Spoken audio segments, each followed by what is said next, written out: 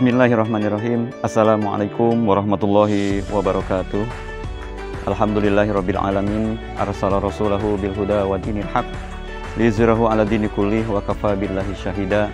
Asyhadu an la ilaha illallah wa asyhadu anna Muhammadar Rasulullah. Allahumma sholli ala Muhammad wa ala ali Muhammad, amma ba'du.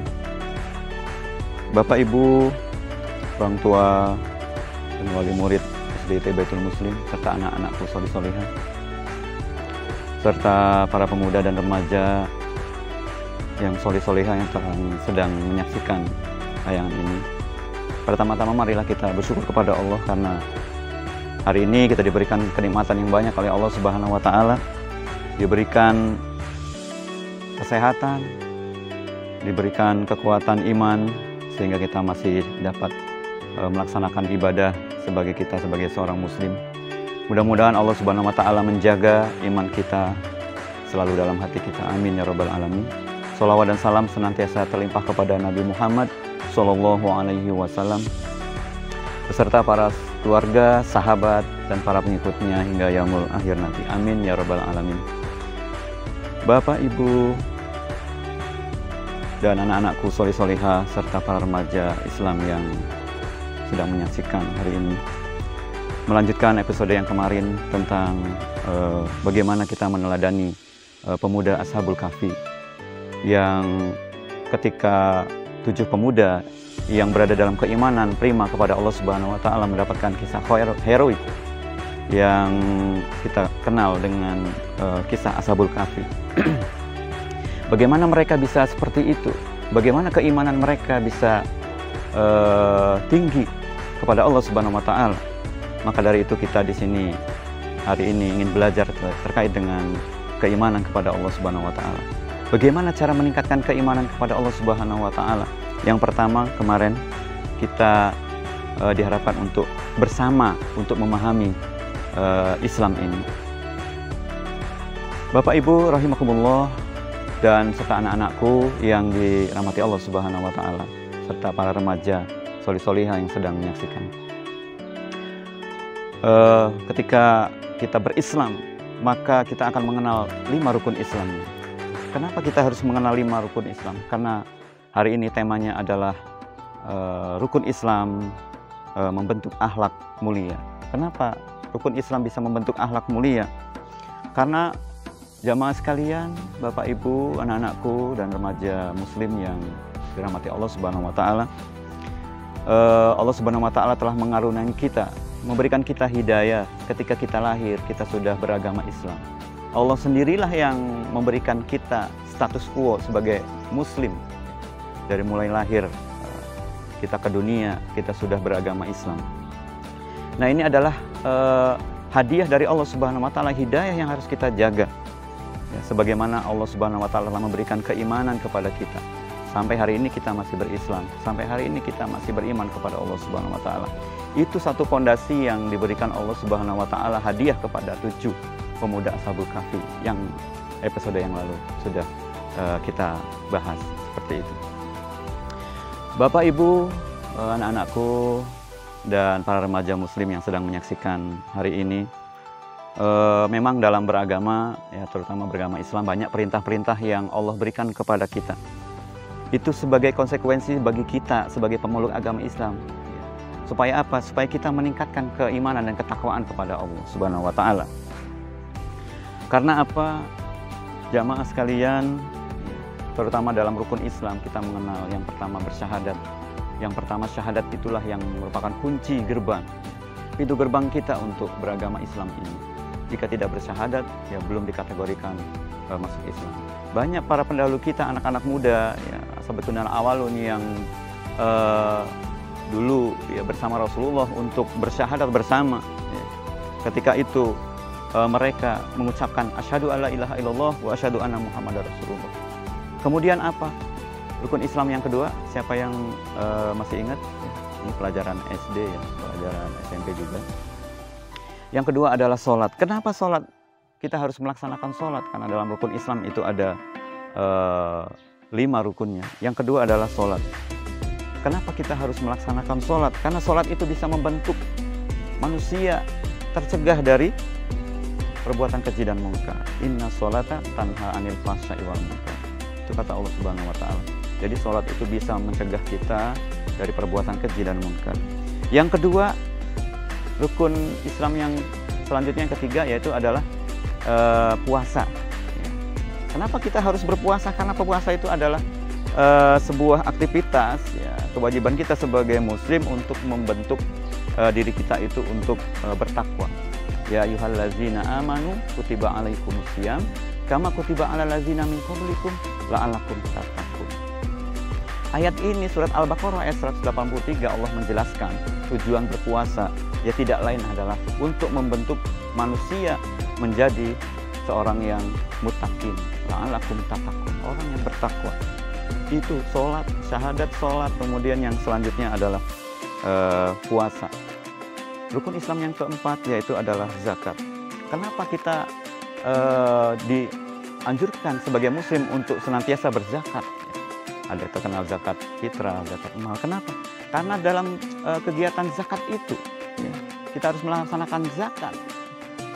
Maka kita sudah melaksanakan, terlatih diri kita untuk senantiasa menjadi orang yang dermawan, menjadi orang yang pemurah, ya, tidak pelit, ya, tidak kikir dan seterusnya. Itulah Allah Subhanahu wa taala mengatur Islam sedemikian rupa. Ya, itulah zakat. Kemudian yang terakhir haji, ya, haji bagi yang kuasa atau haji bagi yang mampu. Kenapa kita harus berhaji? Dikarenakan haji itu bisa melatih, membentuk seseorang, membentuk manusia itu untuk senantiasa memiliki jiwa berkorban. Bagaimana tidak? Ya. Ketika naik haji harus mengeluarkan uang 25 juta. Itu latihan untuk berkorban. Belum lagi ketika pelaksanaan haji di sana. Seperti itu. Nah, ini 5 rukun Islam yang kita kenal ya dulu ketika pelajaran SD, mungkin dari TK, SD, dan SMP. Dan seperti itu. Ada seorang tokoh Islam yang namanya Tarmizi Yusuf. Jadi Tarmizi Yusuf ini seorang tokoh Islam yang menulis buku namanya Be the Winner. Apa Be the Winner itu? Jadi Tarmizi Yusuf ini menggabungkan, mengaitkan dalam bukunya itu ditulis mengaitkan antara sholat dengan kesuksesan seseorang. Loh, kenapa kok orang sholat bisa sukses? Nah, ini mari kita coba kaji bersama buku beliau ini ya. Tadi judulnya ingat ya, Be the Winner. Ya. Kalau winner, kalau menurut saya artinya kayaknya kalau nggak salah pemenang ya, sukses seperti itu. Kenapa Tarmizi Yusuf ini menulis buku ini? Karena dari rangkaian kegiatan sholat itu tercermin manusia untuk menuju kesuksesannya. Coba bayangkan yang pertama dari cara menentukan kiblat. Kenapa kita harus ke Ka'bah? Kenapa kita harus ke Mekah? Menurut beliau ditulis dalam bukunya, menentukan arah kiblat aja harus ditentukan. Semua kaum muslimin kiblatnya ada di Ka'bah. Kenapa? Karena ini mengartikan buat kita, ini artinya bahwa kita harus tujuan harus fokus ke depan. Jangan sampai kita tidak bisa fokus ke depan. Jadi jangan sampai kita dalam menentukan arah hidup itu tidak fokus ya, ke depan. Mau apa hidup kita? Nah, ini dilihat dari menentukan arah kiblat. Baru menentukan arah kiblat saja. Belum yang kedua nih, berwudu.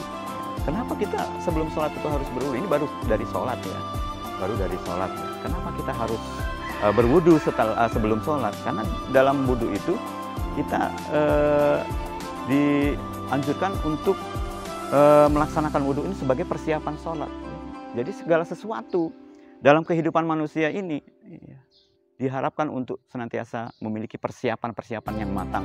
Jangan sampai kita ketika memiliki tujuan hidup ke sana, ya, misalnya kita sebagai entrepreneur, sebagai guru, ya, visi misinya ke depan, tapi tidak ada persiapan, tidak ada planningnya untuk menyiapkan ke sana. Nanti luar biasa nih, saya nanti akan gagal. Seperti itu.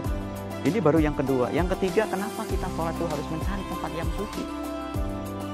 Ini kronologisnya seperti ini. Ini ditulis dalam buku beliau, ya, yaitu supaya kita ini sholat itu menghindarkan dari najis, ya. Karena tempat suci itu sudah bisa dikatakan terbebas dari najis.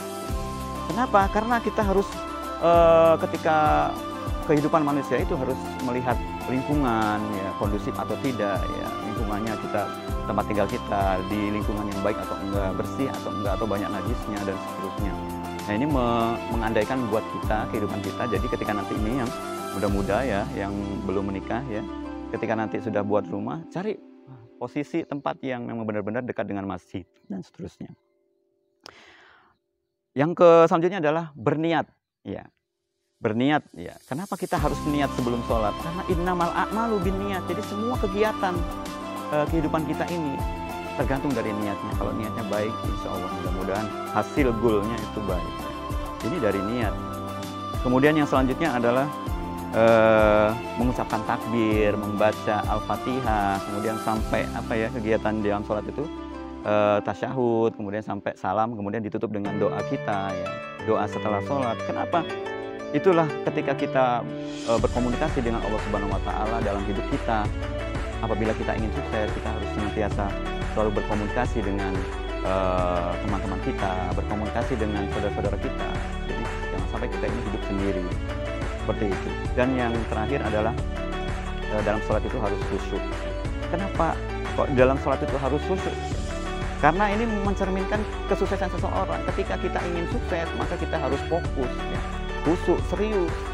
Jangan sampai kita bermain-main dalam pekerjaan kita, ya, supaya kita ini selalu sukses. Ini beberapa kunci dalam sholat yang memberikan kita gambaran supaya kita ini sukses dalam hidupnya. Luar biasa, ini sebenarnya masih banyak yang ingin disampaikan ya, mungkin nanti kita tunggu di episode selanjutnya. Kesimpulan hari ini, mari kita jadikan sholat, kemudian zakat, puasa, dan haji tadi itu, penjelasan sholat itu menjadi gemblengan buat kita, gemblengan itu ya bahasanya ya, menjadi didikan buat kita ya, supaya kita ini menjadi orang yang memiliki akhlak yang mulia. Itu yang menjadi topik bahasan hari ini. Kenapa sholat itu bisa mendidik manusia menjadi seseorang yang memiliki akhlakul karimah. Wallahu a'lam bishawab. Mudah-mudahan senantiasa hari ini kita sama-sama diberikan keberkahan oleh Allah Subhanahu Wa Taala, rajin sholatnya dan menapaktilasi ya Ashabul Kahfi ya, bagaimana keimanan yang tinggi. Mari kita bersama-sama ya, mudah-mudahan hari ini bermanfaat dan bisa kita ambil dan kita petik hikmahnya, kita ambil pelajarannya. Wallahu a'lam bishawab. Saya akhiri. Assalamualaikum warahmatullahi wabarakatuh.